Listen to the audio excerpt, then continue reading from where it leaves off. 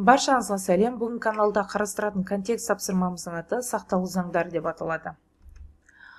Импульсын сақталу заңы бұл табиғаттағы негізгі заңдардың бірі.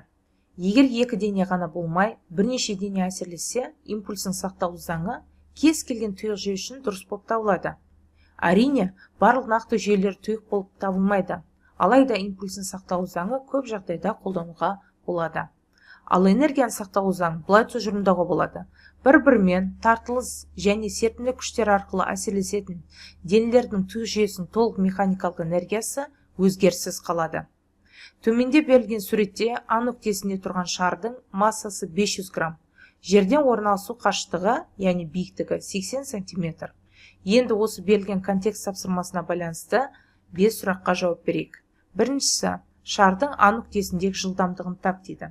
Суретке қарап отырсаңыздар, А нүктесінде шар қозғалыста болмаған, сондықтан да оның жылдамдығы сәйкесінше 0-ге тең, а бұл бізде А жауабына сәйкес келеді. Келесі сұрақ, тұйық жүйе дейді. Тұйық жүйе дегеніміз не? Яғни ол сыртқы күштер әсер етпеген жағдайда жүйедегі тек қана денелердің бір-бірімен ішкі күштер арқылы әсерлесуін айтамыз. Және ол бізде Д жауабына сәйкес келеді. Келесі сұрақ, шардың білеушіге соғылар сәтіндегі жылдамдығын тап дейді. Яғни ол мына білеушіге келіп соғылған кезіндегі жылдамдығын табуымыз қажет. Ол үшін біз энергияны сақталу заңын қолдансақ болады. Яғни бастапқыда қандай энергиямыз бар еді? Әрине, бұл жерде бізде потенциалдық энергиямыз бар еді. Ал кинетикалық энергиямыз 0-ге тең болады, себебі жылдамдығымыз 0 бастапқыда. Сондықтан да толық энергияны сақталу заңын жазам. 2-0 қосылған EP0, яғни бастапқы кинетикалық пен потенциалдық энергияның қосындысы кейінгі әсерлесуден кейінгі кинетикалық және потенциалдық энергиялардың қосындысына тең болады. Енді осы формуланы түрлендірейік. Бастапқыда кинетикалық энергиямыз 0-ге тең болғандықтан да онда EP0 ғана қалады, 2-0 0-ге тең болғандықтан да жазбаймын. Ал енді келесі білеушіге келіп соғылар мезетте, яғни ол кезде тек қана бізде потенциалдық энергиямыз төменге түскендіктен де 0-ге тең болғандықтан да 2 кинетикалық энергиямыз ғана қалады екен. Олай болса екеуінің формуласын сәйкесінше жазам. mgh тең болады, m көбейтілген v квадрат бөледі екенбіз қаншаға? 2-ге. Осыдан массалар қысқарып кетеді. Енді мен v-ны табуға тырысайын. v квадрат бөлінген 2 менде тең болып тұр g көбейтілген h-қа. v-ның өзін тапқан кезінде түбірасын алам. Түбірасында 2 көбейтілген g көбейтілген h. Формуланы орнына апарып қоямыз. Яғни 2 көбейтілген g дегеніміз бізде 10-ға тең, ал h бізде биіктік 80 см дейді. Ол метрмен алсақ 0,8 болады. Сонда көбейткен кезінде бізде түбірасты 16 болады, ал 16-тан сәйкесінше бізде 4 метр секунд жылдамдық шығады екен. Ол бізде Д жауабына сәйкес келеді. Келесі сұрағымыз, шардың А нүктесіндегі толық энергиясын тап деді. Толық энергия дегеніміз бұл, яғни кинетикалық және потенциалдық энергияның қосындысы. А нүктесінде біз білеміз тек қана оның потенциалдық энергиясы бар, ал кинетикалық энергиясы сәйкесінше 0-ге тең. Сондықтан да Е толық бұл жағдайда Е потенциалдық энергияға тең болады, яғни бастапқы. Сондықтан да орнына апарып қоятын болсақ, ол m көбейтілген g көбейтілген h. Орнына апарып қоямыз. Масса бізде 500 грамм, ол бізде 0,5 килограмм болады. Көбейтеміз g 10 метр секунд квадрат, және көбейтеміз h дегеніміз 0,8 метр. Сонда көбейткен кезінде 10-ды 0,8-ге көбейтсе бізде 8 болады.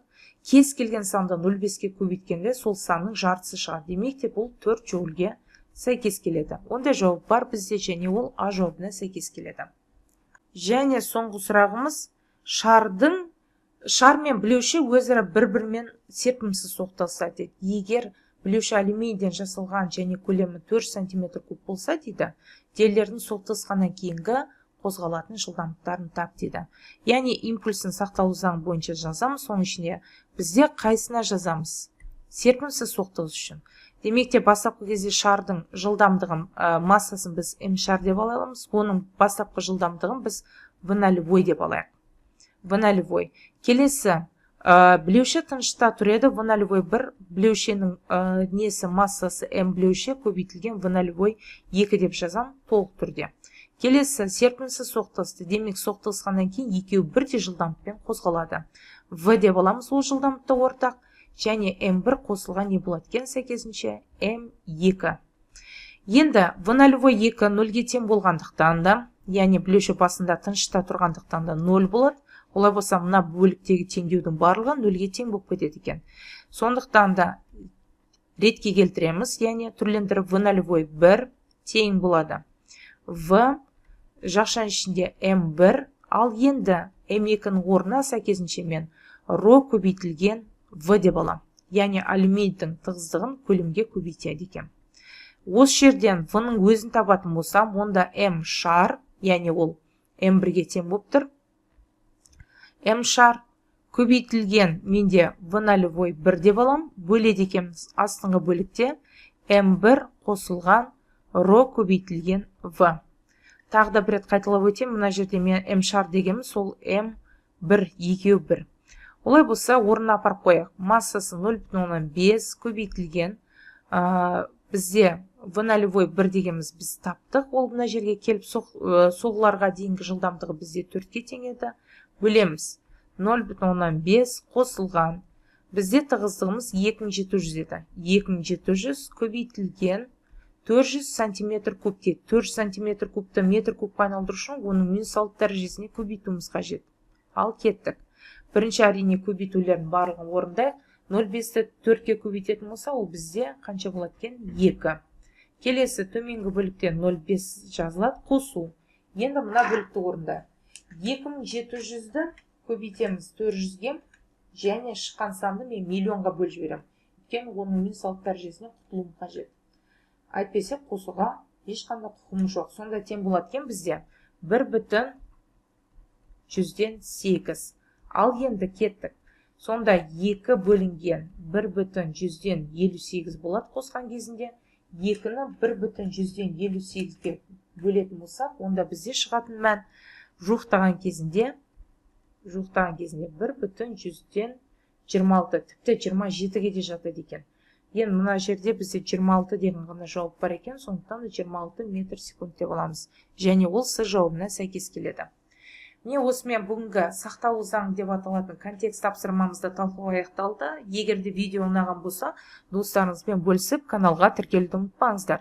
Сонымен қатар, бізде осы каналдың атымен аталатын бізде оқу әдістемелік құралымыз баспадан шықты.